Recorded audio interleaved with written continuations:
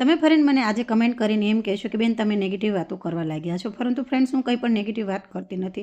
આ hair accessory મેં ગયા વર્ષે કસ્ટમરને આપી હતી. એ લોકોએ યુઝ કરીને જો આ રીતે આપે છે. એ ટાઈમે મારી પાસે ટાઈમ નહોતો કે હું આ બધી હેર એસેસરી તરત ને તરત હું સરખું કરી શકું, કારણ કે બીજા પણ કસ્ટમરનું કામ કરવાનું હોય છે.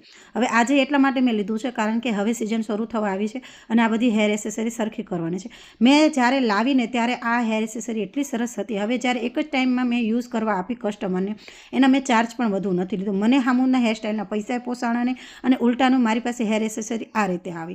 હવે મારે તમને એ પૂછવું છે કે આ રીતની હેર એસેસરી જો આપણે ક્લાયન્ટને યુઝ કરવા આપતા હોઈએ તો એ હેર સ્ટાઈલના પૈસા આપણે વધારે લેવા જોઈએ કે ઓછા લેવા જોઈએ? આ તમારે મને જવાબ દેવો જોઈએ. અને બીજું કે તમે પણ જો કસ્ટમર છો અને આ રીતે તમારા માથા પર હેરસ્ટાઈલ કે માટે કોઈ પણ ટૂલ્સ કે કંઈ આવતા હોય તો તમે એનો સદુપયોગ કરો, તમે એ વસ્તુને સાચવો, કારણ કે કોઈ પણ વસ્તુ મફતમાં નથી આવી. એક હેર એસેસરીના 600-800 રૂપિયા લેતા હોય છે. એમ આઈ રાઈટ?